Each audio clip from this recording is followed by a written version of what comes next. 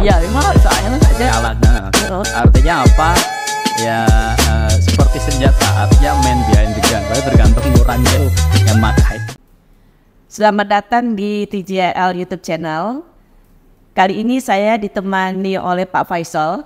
Kami akan berbincang-bincang tentang artificial intelligence, ya biasa kita sebut AI gitu ya. Nah, kalau kita baca di Instagram gitu ya, promosi itu kan seringkali tuh, wah, nulis Scopus 1 malam, wah, nulis essay 1 malam. Nah, itu apakah menurut saya itu sudah iklan yang menyesatkan begitu ya? Dipikir tadi saya menduga itu tuh diambil dari AI aja. Dalam 1 malam bisa aja kan buat paper, tapi semuanya adalah hasil plagiat daripada AI. Jadi AI itu juga bisa diplagiat gitu. Nah, dalam kesempatan ini ya kan mahasiswa itu kan adalah harusnya manusia pembelajar. Manusia pembelajar itu harus berpikir.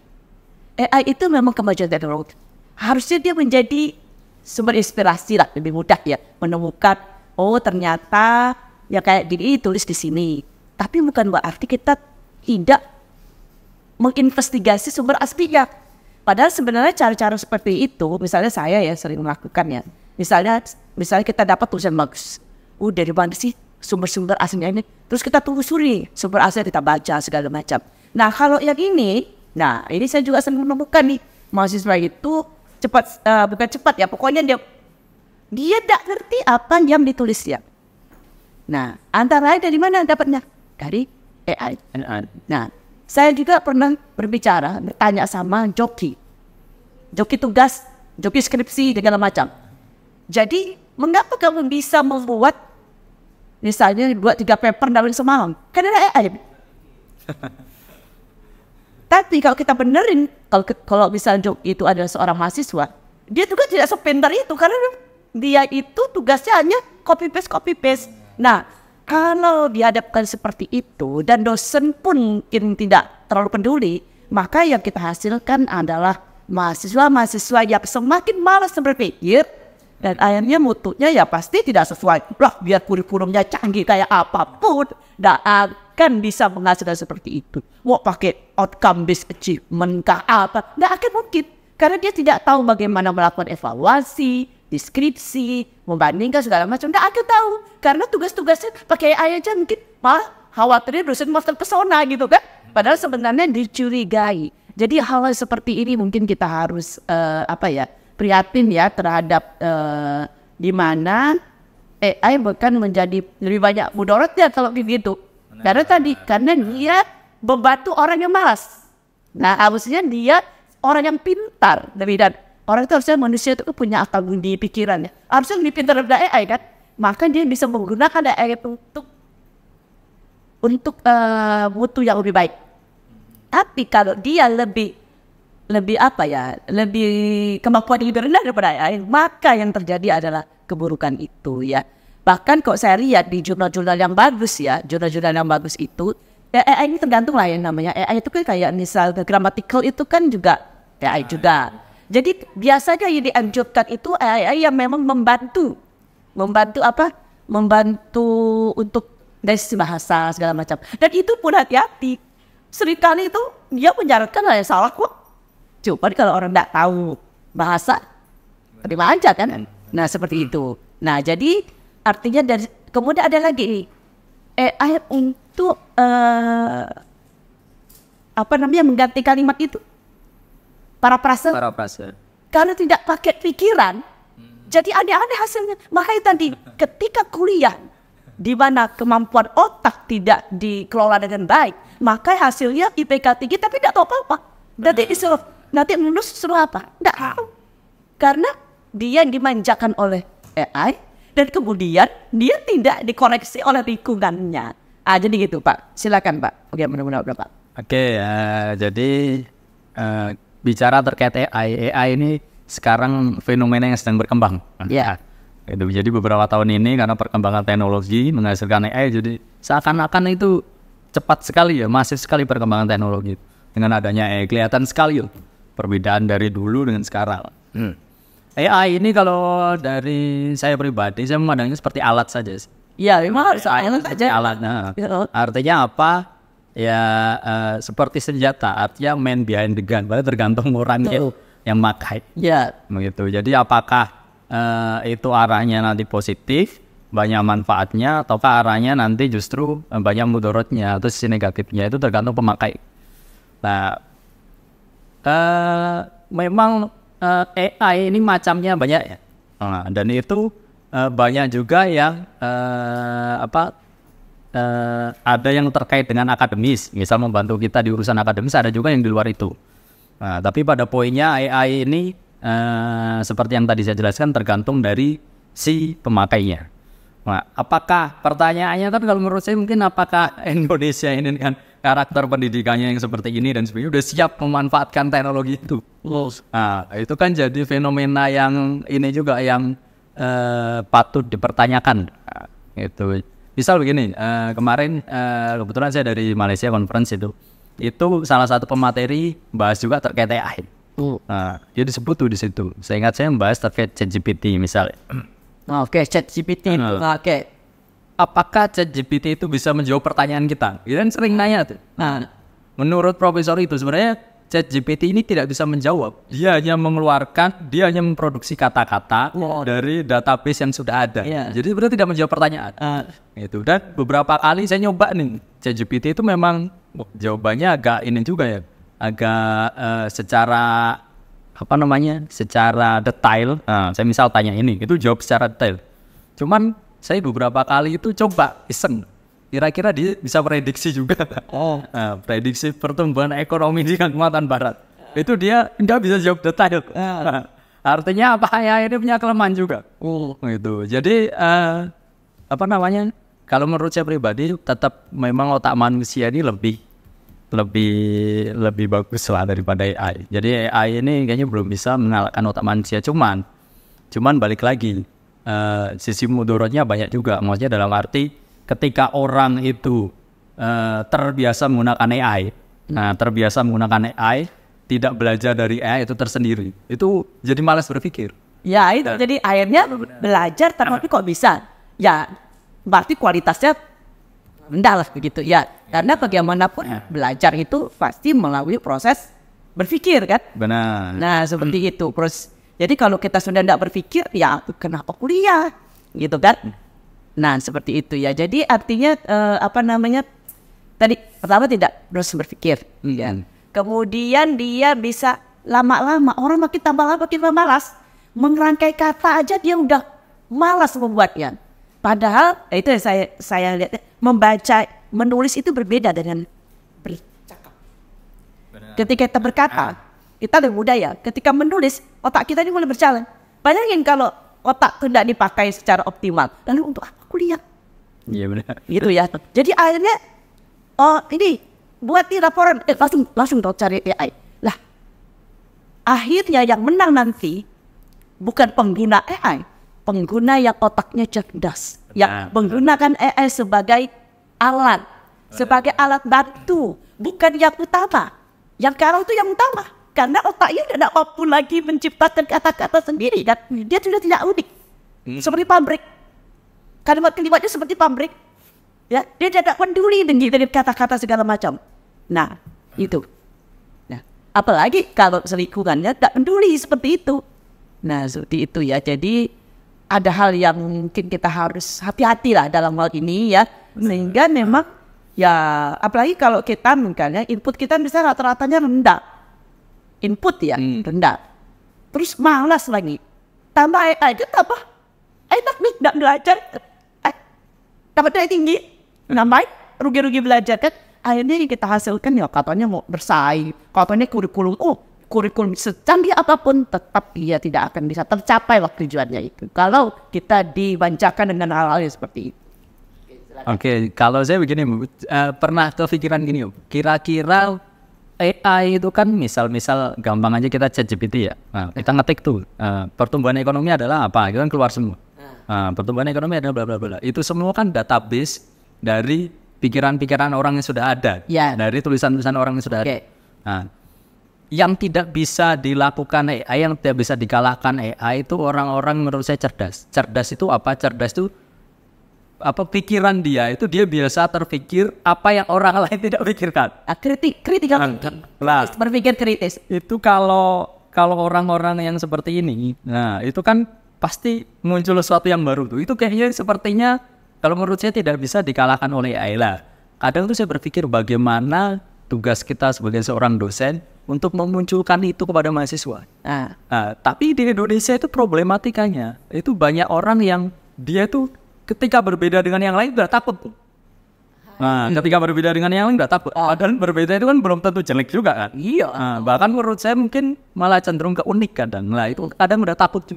Kalau dia tidak berani out of the box, ya masih hanya berani di arus mainstream, itu akan kalah dengan AI. Itu kemungkinan besar menurut saya. Tapi kalau dia berani out of the box, itu ada kemungkinan pikiran unik dia, itu ada kemungkinan dia mungkin lebih berharga atau bisa mengalahkan AI kalau dari saya. Memang sebenarnya gini ya, dia itu memahami lah apa yang ditulis di situ, ya kan? Ya, itu dulu. Sebab kalau dengan paham, dia bisa berpikir berbeda, bisa berpikir sama, tapi dia akan mengasih sesuatu kan gitu ya. Makanya ketika waktu saya persiapan sekolah itu ya dulu, yang saya merasakan sangat bagus ya, itu bagaimana kita itu diajak critical thinking. Itu wajib kita ikuti critical thinking ya. Jadi saya malah baca belum lama nih ya, harus ya pemikiran belajar filsafat tuh mulai sejak SD diarahkan. Satu selevelnya ya, selevel dia. Supaya di kemampuan berpikir kita itu berkembang. Karena kan memang kemampuan berpikir kan berkembang sesuai dengan pendidikan. Ini calon sarjana, kemampuan berpikir level SD, gimana nih? Nah itu. Nah ini berarti dia itu literasinya memang rendah lah begitu. Nah jadi akibatnya, jangankan generasi emas, generasi apa itu? Generasi emas pak itu, ya. Pendidikannya tinggi tapi tidak itu gitu kan. Nah itu jadi karena mereka masih mikir. Nah itu ya seperti itu. Jadi memang tugas dosen juga semakin berat. Ya benar. Anda mampu mengidentifikasi ini ciri-ciri EN, gitu ya. Pertama terus harus ditanya, ngerti nggak dia nulis tuh? Banyaknya nggak ngerti, itu berarti dia akan ambil aja dari mana-mana gitu kan. Dan yang paling mudah itu ya dari sumber AI. Tapi sekarang lagi loh, AI yang membantu itu juga, AI itu membantu kalau itu cerdas gitu. Dan kok enggak, kalau enggak dia membantu banget, karena membantu jotek gitu kan. Jadi kalau saya itu enggak terpesona lah dengan tulisan-tulisannya, apa ya bagus apa, enggak mungkin ya menghasilkan. Jadi kata-kata saya masih ingat, tutor kami dulu ya, dia bahasa Inggris tuh, kok mau tahu dia plagiat atau tidak, bandingkan ya, kalau yang bagus-bagus sih pasti dia plagiat. Nah gitu. Kalau yang jelek-jelek itu tulisannya, kalau yang masih level awal, kalau memang kemampuan nulisnya kurang, tetap kelihatan. Ketika dia menulis sendiri, tulisannya jelek banget. Tapi ketika dia ngambil punya orang, bagus. Dan itu bersatu dalam tulisan, maka udah kelihatan itu ciri-cirinya. Nah, kita diajar juga bagaimana ciri-ciri mau mengidentifikasi plagiarisme gitu ya. Nah, bayangkan untuk ganti kata aja ya. Ganti kata itu kan ada AI yang untuk mengganti kata-kata ya. Maksudnya para frase itu aja gak pakai mikir, pakai AI. Akhirnya menjadi, masa yang kemarin tuh apa ya saya temukan ya. Ada tuh yang pakai yang jadi nan. Aneh-aneh kan. Terus ada lagi ya, apa tuh lupa saya. Ini pasti AI saya.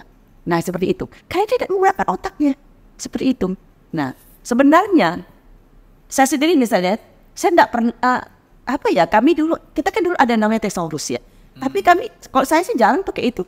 Dengan berada data yang banyak, kita tuh bisa mengganti, kita jangan teruskan.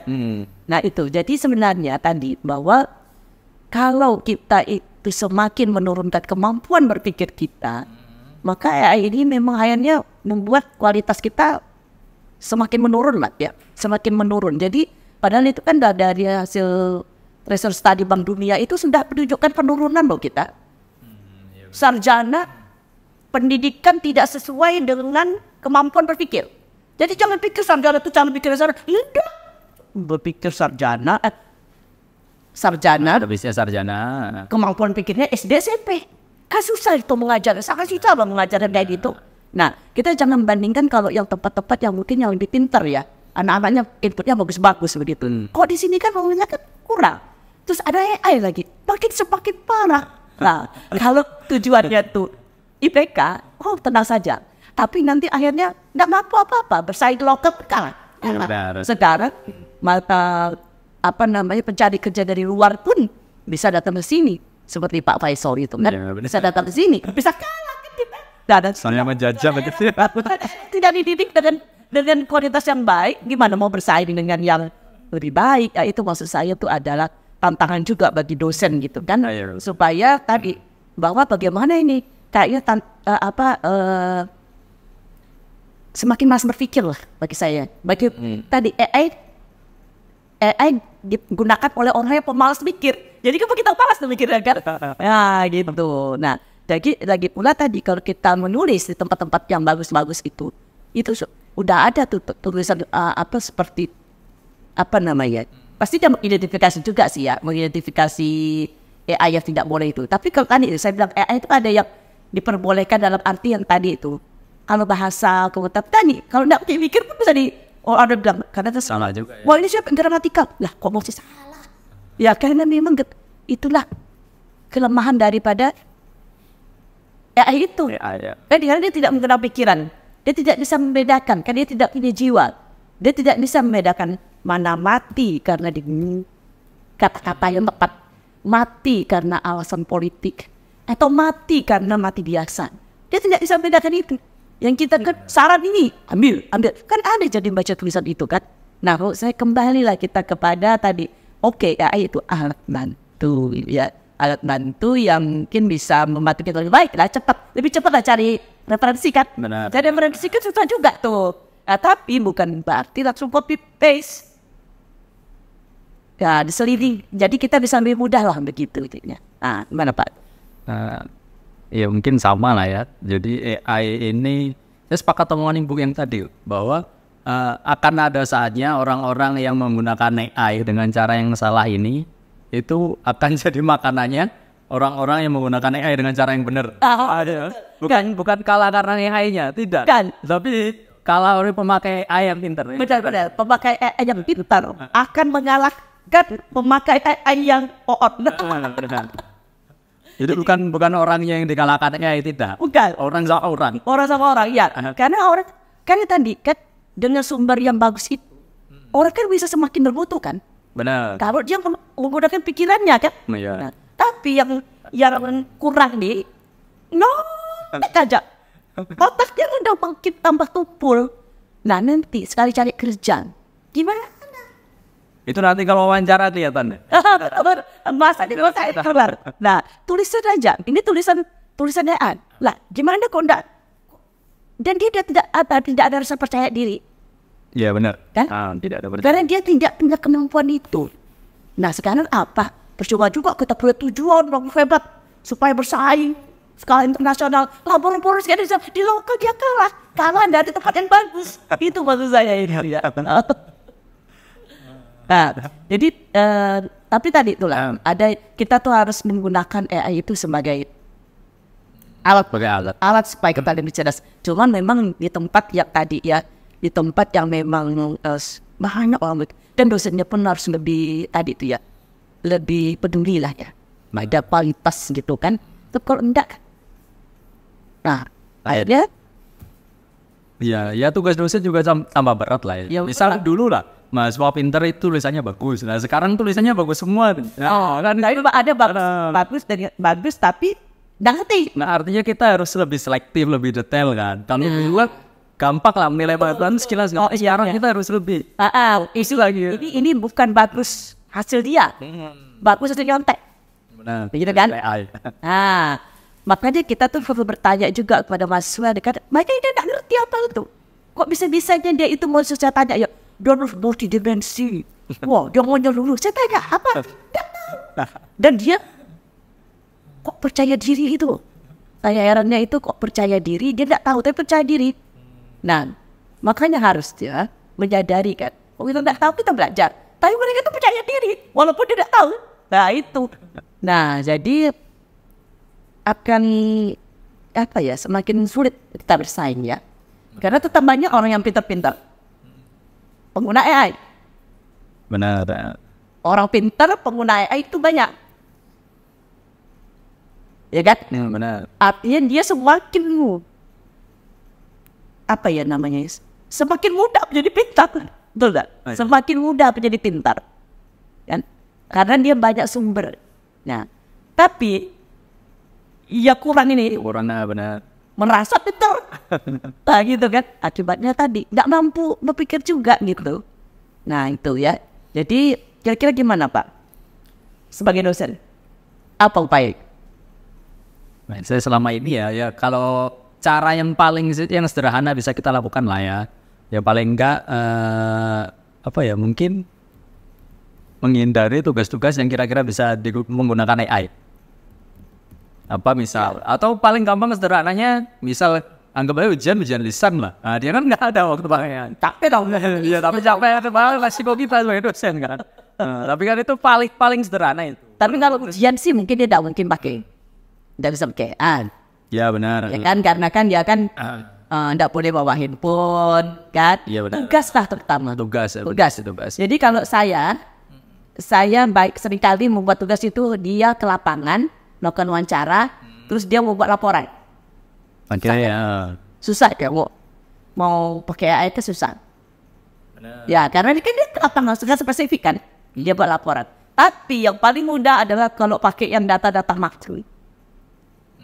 Wah, data Kalimantan Barat, wah, misalnya data Indonesia, wah, sangat mudah itu. Nah, jadi buatlah ini, misalnya apa namanya sesuatu tugas itu yang agak unik gitu. Di laporan kalau yang di laporan tugas yang Ibu buat itu, apakah di sana hanya menggambarkan saja kondisi responden atau kita harus membuat analisa juga terkait kondisi lapangan? Saya meletakkan mahasiswa kalau dia sampai bisa menarasikan dengan baik, itu sudah sangat lumayan bagi saya. Itu tuh tujuan saya, mampu menarasikan. Sekarang banyak loh pekerjaan keren yang memerlukan kemampuan bernarasi. Kalau dia bisa itu aja. Jadi tahap saya itu belum sampai analisis Pak. Benar sih, benar. Karena bagi saya itu analisis banyak yang ngawur-ngawur aja gitu ya. Tapi minimal saya itu sebenarnya cari yang paling rendah. Narasikan dulu. Kalau dia udah lumayan narasikan, coba lah misalnya, sekarang ini banyak loh di YouTube itu ya, bercerita. YouTube bercerita itu willing.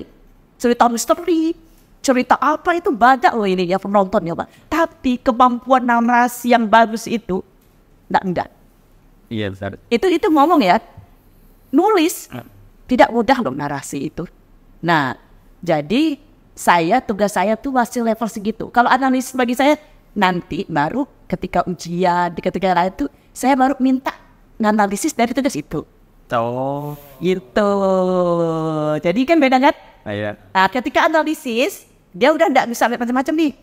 Nah, jadi misalnya saya beri tugas di kasusnya ini, coba hubungkan dengan kondisi di Kalimantan Barat. Tapi analisis tepatnya pada kasus yang lain. Nah, inspirasi juga sebenarnya buat. Nah, gitu. Jadi mahasiswa tingkat dia melakukan contekan itu kurang loh. Walaupun tetap harus waspada begitu ya. Iya benar. Tapi intinya gitu, dia tidak mudah, dia struggling banget membuat tugas itu. Ya jadi karena dia harus berpikir, membuat narasi, mau nyontek dari mana, karena sangat spesifik gitu kan. Nah seperti itu. Jadi, kenapa enggak? Kita kan tahu inti kita. Kalau dia udah bisa menarasi dengan bagus, itu sudah sangat lumayan loh. Nggak mudah itu menarasikan dengan kalimat yang baik ya. Tapi tadi analisisnya di mana? Oh, ada saatnya. Ya, seperti itu. Oke. Jadi kalau Pak Faisal, kira gimana ke depannya? Nah justru saya terinspirasi dari Ibu tuh. Berarti kalau tugas nanti boleh lah ya lihat kondisi lapangan seperti apa. Mungkin nanti setelah itu dinarasikan. Itu sepakat sih saya. Sepertinya AI tidak bisa. Tidak masuk di dalam ranah itu. Tidak masuk di dalam ranah itu. Gitu. Jadi nanti hasil dari narasi kan kelihatan tuh ini berarti menggambarkan kemampuan si mahasiswa. Iya itu juga melihat loh itu kemampuan mahasiswa nanti ketika pada satu ujian apa tugasnya, makanya saya bilang, saya tetap minta analisisnya itu. Saya bilang, maka pertanyaan itu bisa diduga. Bisa, kan pasti analisis. Nah, dia kadang-kadang dia hanya menarasikan aja tuh, berarti dia tidak mampu level ke analisis. Iya benar. Saya minta hubungkan, tapi dia tidak mampu menghubungkan. Berarti kan situ dia memang tidak mampu menganalisis. Stop sampai narasi. Narasi aja sebenarnya ada berbagai klasifikasi ya. Ada yang bagus, ada yang sembarangan, yang bahasa Indonesia yang amburadul. Dari situ kan kelihatan kita kan. Iya benar. Nah, tapi ketika dia sudah menganalisis, ada yang memang tidak mampu menganalisis. Caranya apa? Diulangnya narasi ini. Narasi kan bukan analisis kan? Benar. Itu loh. Nah, jadi saya bisa melihat dengan jelas di situ. Jadi kalau mau pakai pencapaian, saya bilang saya selalu mempraktekkan itu. Outcome base itu selalu saya lihat evaluasi dari kasus ini. Nah, kalimat itu kan bisa melihat, oh dia tidak mampu mengevaluasi. Dia hanya mampu mengulang. Itu kan rendah tuh. Nah, terus apa ya? Kalau kita boleh diskusi, Bu, sejauh mana menurut Ibu nih? Ibu kan yang ngajar udah lama nih. Sejauh mana kira-kira hasil kemampuan berpikir si mahasiswa ini sebelum dan sudah AI? Itu apakah kalau dari mahasiswa yang Ibu lihat nih, apakah menurun ataukah enggak ada efeknya? Saya lihat sih, kalau pada umumnya kan rendah ya. Iya rendah loh saya. Tapi dengan adanya SSC belum melihat membandingkan langsung. Tapi tentu aja semakin rendah kan. Karena kan makin kelas memikirkan. Iya benar. Tapi makin kelihatan canggih. Nah, cuman saya bilang saya tidak bisa ditipu lah begitu kan dengan bahasa-bahasa yang canggih kan. Itu kan udah terpesona ya. Kita aja kalau nulis kan, untuk menulis dengan baik itu perlu proses kan. Gitu kan. Tiba-tiba aja mau menulis yang baik, masa terpesona? Ya kan nggak mungkin gitu kan, kita kan tahu kemampuan bahasa kita. Nah tapi kalau diajarkan, tapi ada memang beberapa masa yang bagus gitu ya, tapi banyaknya tidak, karena kan itu terkait dengan kualitas input loh. Iya benar. Itu kualitas input yang rendah, bagaimana bisa kita menuntut dia itu mampu menulis dengan baik? Bahasa Indonesia aja sembarangan, coba. Dia tidak bisa membedakan, sehingga saya tuh curiga Pak, jadi misalnya, apa nih kata rentang? Dia tidak tahu, dia nulis tapi dia tidak tahu arti. Jadi untuk narasi saja itu tidak mudah kita itu mencapai hal yang baik karena dia tidak ngerti bahasa Indonesia yang benar.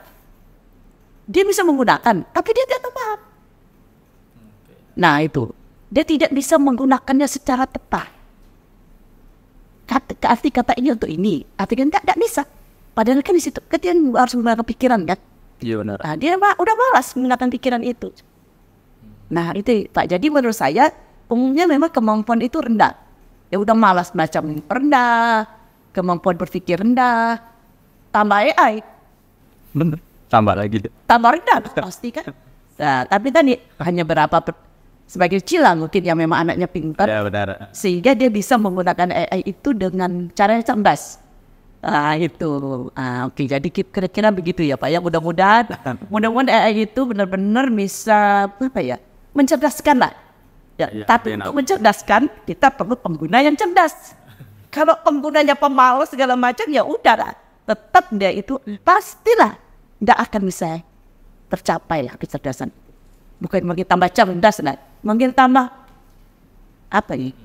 lemot lah kata orang, kemampuan berpikirnya berarti sangat kurang. Akhirnya ya jangan heran sarjana kemampuan berpikirnya ya tadi SMP. Akhirnya ditolak di pasar kerja. Ya, tolak pasar kerja memang tidak level kan? Iya benar. Nah, bayangkan kalau misalnya orang-orang itu berminat misalnya tadi ya seperti ini ya menggunakan, saya sebagai editor, saya sebagai content creator. Tapi kan harusnya berbeda antara content creator yang cerdas, berpendidikan tinggi gitu ya, dengan yang enggak. Yang misalnya saya tidak bilang SD SMP, misalnya ada SD SMP yang pintar juga loh. Nah itu, jangan pikir. Nah beda kan, sama-sama nih editor, tapi harusnya editor yang cerdas berbeda dengan editor yang kurang cerdas gitu loh.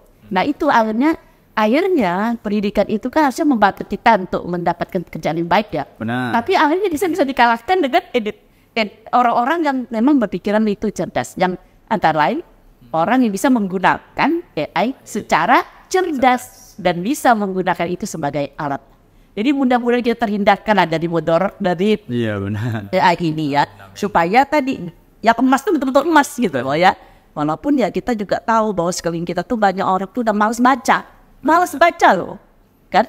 Gimana malas membaca? Jadi dia merasa dadakan, bahwa nih dia malas menelusuri, gimana mau pinter? Nah, pinter-pinter ala AI, akhirnya kayak gitu, tak tahu apa-apa. Ya semoga AI inilah AI menjadi alat dan batu loncatan untuk mempercepat Indonesia generasi emas. Tidak ada, itu justru menjadi bukan dia generasi lemot. Wah, ini ya. Oke, menurunkan possibility untuk generasi. Ya harus, jadi makin menurun. Jadi katanya kalau otak itu pendalaman adik kan kemampuan itu turun kan? Iya benar. Banyakin, turun nih. Mereka tidak menyadari itu. Baik, itu saja. Oh, Faisal, terima kasih banyak. Terima kasih. Ya, mudah-mudahan nanti lain kali kita bicara yang lain. Ya, sehingga tadi harapan kita tentu kembali ya, bahwa kita ini di perguruan tinggi adalah tempat di mana kita proses kita belajar, berpikir. Kalau udah malas berpikir, aduh, bagaimana mau mencapai emas itu nanti? Oke. Terima kasih. Sampai berjumpa di lain kesempatan.